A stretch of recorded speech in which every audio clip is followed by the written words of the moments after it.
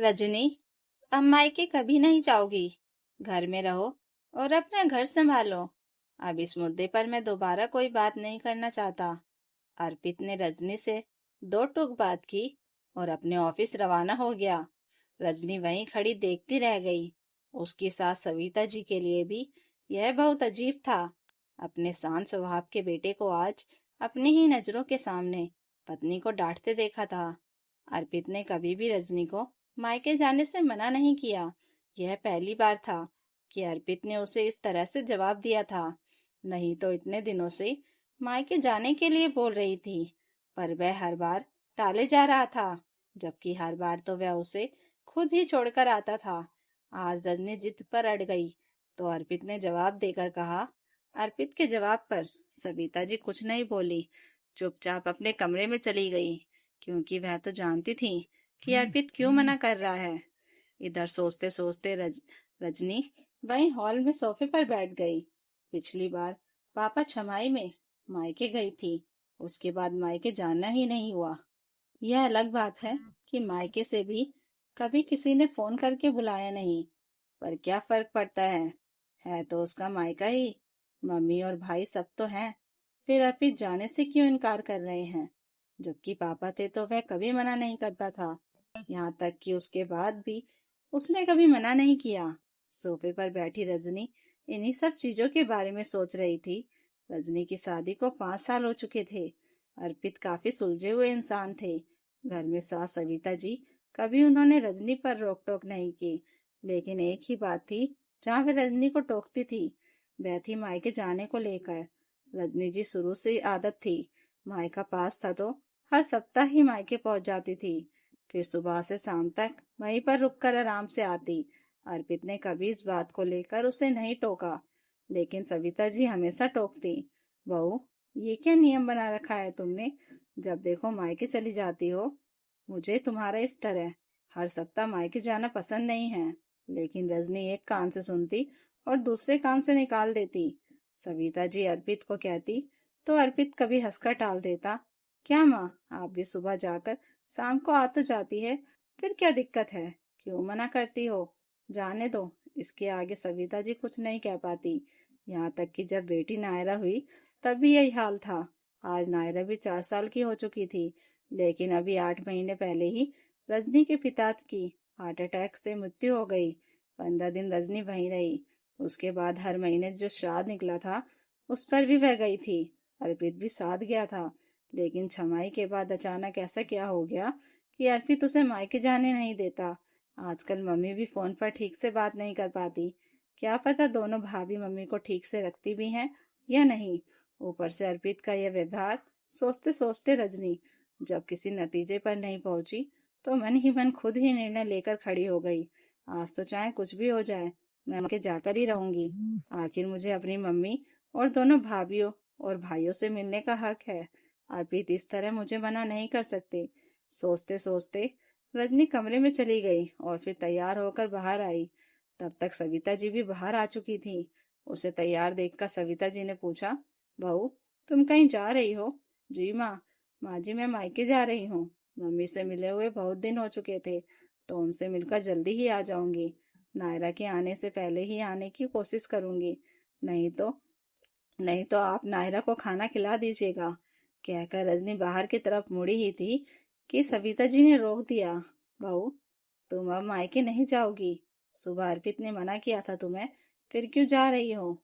सविता जी की बात सुनकर रजनी खड़ी रह गई, फिर हिम्मत करके बोली, माँ जी, मेरी मम्मी पर दुखों का पहाड़ टूटा है। उन्होंने अपना जीवन साथी खोया है। हम लोग उनकी भरपाई नहीं कर सकते, लेकिन कम से कम मैं अपनी मम्मी से मिलकर आ सकती हूँ। उन्हें थोड़ी तसल्ली तो दे सकती हूँ।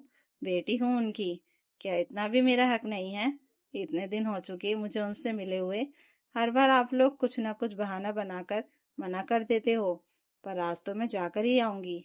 रजनी जिद पर आते हुए बोली, बहू, इतनी जिद अच्छी नहीं होती। अर्पित ने मना किया है ना, चुपचाप घर पर रहो। नहीं, मैं जाऊंगी। आज तो मैं जरूर जाऊंगी। बस, कहकर रजनी जबरदस्ती घर के बाहर निकल गई। इधर सविता जी को कुछ भी समझ में नहीं आया, तो उन्होंने अर्पित को फोन लगाया और यह बात बता दी कि रजनी जबरदस्ती मायके रवाना हो गई है। ठीक है माँ, मैं देखता हूँ, कहकर अर्पित ने फोन रख दिया। इधर कुछ देर बाद रजनी अपने मायके पहुंच गई, लेकिन घर पर ताला लगा हुआ था। उसने मम्मी का फोन ट्राई भी किया, लेकिन मम्मी ने फोन उठाया नहीं। तभी वहीं पास में रहने वाले उसके चाचा जी ने उसे देख लिया और उसे आवाज लगाकर बोले, अरे रजनी बेटा, घर पर कोई नहीं है, इधर हमारे यहाँ आ जाओ। चाची जी की बात सुनकर रजनी उनके घर चली आई। जब वहां गई तो चाची जी ने चाय नाश्ता परोसते हुए कहा, अरे रजनी बेटा, आज तो बहुत दिनों बाद आई, अब तेरी सास की तबीयत कैसी है? चाची जी की बात सुनकर रजनी हैरान होकर बोली, मैं समझी नहीं चाची जी। अरे तेरी सास सीढ़ियों से गिर गई थी ना, इसलिए तो तू इतने दिनों से आई नहीं थी, उसी बारे में पूछ रही हूँ। अब तो तेरी सास ठीक है ना? चाची जी ने उसे समझाते हुए कहा। सुनकर रजनी हक्की बक्की रह गई। भला उसकी सास को कब चोट लगी? आपको किसने कहा चाची जी कि मेरी सास को चोट लग गई है? मैंने तो कुछ बोला ही नहीं, रजनी हैरान होते हुए बोली। तभी चाचा जी बीच में बोल पड़े, अरे छमाई के 2 दिन बाद जब प्रॉपर्टी का बंटवारा हो रहा था और पेपर्स पर तुम्हारे साइन चाहिए थे, उस समय तुम्हारे भाइयों ने ही बताया था। हमने तो कहा भी था कि हम मिलाते हैं, लेकिन उन्होंने कहा कि रजनी पर वैसे ही काम का वजन ज्यादा है, ऐसे में वहां जाने से उसे परेशानी हो सकती है। प्रॉपर्टी का बंटवारा ये कब हुआ? सुनकर ही रजनी का दिमाग घूम गया।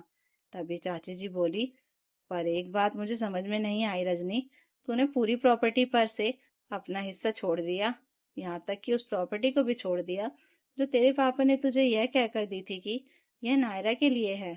सुनकर भी रजनी कुछ समझ नहीं पा रही थी कि वह क्या करे और क्या बोले। तभी चाचा जी का बेटा वरुण कमरे में आ गया और रजनी को देखकर चुपचाप खड़ा रह गया। यह देखकर चाची जी बोली, अरे वरुण, रजनी आई है, हमेशा तो इसे देखकर खूब हंसी मजाक करता है, आज चुपचाप क्यों खड़ा हो गया? तभी रजनी बोली, चाचा जी, मैं चलती हूँ, नायरा के आने का समय हो गया है, माँ जी उसे संभाल नहीं पाएंगी। कहकर वह बाहर आने लगी तो वरुण बोला, रुको रजनी, मैं भी तुम्हें बाहर ऑटो स्टैंड तक छोड़ देता हूँ। कहकर वरुण उसके साथ ही बाहर आ गया और दोनों वहां से पैदल ही ऑटो स्टैंड के लिए निकल गए। ऑटो स्टैंड पर पहुंचने के बाद उसने बोला, रजनी, तुम यहाँ क्या कर रही हो? मुझे तो लगा था अब तुम मायके ही नहीं आओगी। आखिर तुम्हारे परिवार वालों ने तुम्हारे साथ कितना गंदा व्यवहार किया है। अर्पित जी को तो बहुत गुस्सा हो रहे थे, यहाँ तक कि तुम्हारे घर पर आकर लड़कर भी गए थे। आखिर तुम्हारे जीते जी तुम्हारे परिवार वालों ने तुम्हारा डेथ सर्टिफिकेट तक छपवा लिया। मैं तो यह बात अपने मम्मी पापा को बता ही नहीं पाया, पर यकीन नहीं होता कि ताई जी ने भी उनका साथ दिया। अपनी ही बेटी को कहते कहते वरुण चुप हो गया। उसकी बात सुनकर रजनी के पैरों तले जमीन खिसक गई। तभी वरुण बोला, आज शायद जमीन के रजिस्ट्रेशन के लिए गए होंगे, इसलिए घर पर कोई नहीं है।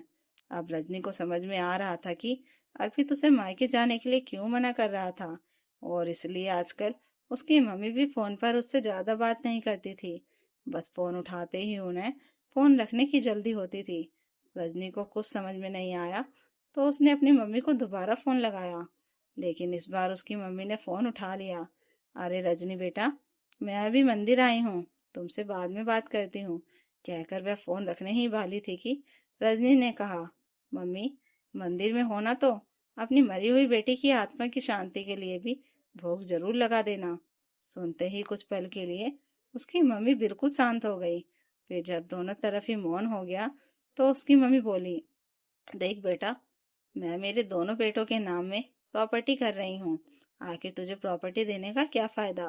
प्रॉपर्टी तो तेरे साथ तेरे ससुराल चली जाएगी। आगे चलकर तेरे भाइयों को तो तेरे बच्चों की शादी में भात तो देना ही पड़ेगा ना। ऊपर से मेरी सारी जिम्मेदारी भी तो बेटे ही उठाएंगे। पर तू फिक्र मत कर, तुझे भी कुछ ना कुछ तो मैं जरूर दूंगी। मुझे आपका कुछ नहीं चाहिए, आप रखिए अपनी प्रॉपर्टी को। जिस माँ के लिए उसकी बेटी ही मर गई, उसकी प्रॉपर्टी का मैं क्या करूंगी? कहकर रजनी ने गुस्से में फोन रख दिया और वहीं रोड पर रोने लग गई। वरुण उसे चुप कराने की नाकाम कोशिश करता रहा। तभी अर्पित वहां आ गया। अर्पित को देखकर रजनी उसके गले लगकर खूब रोई।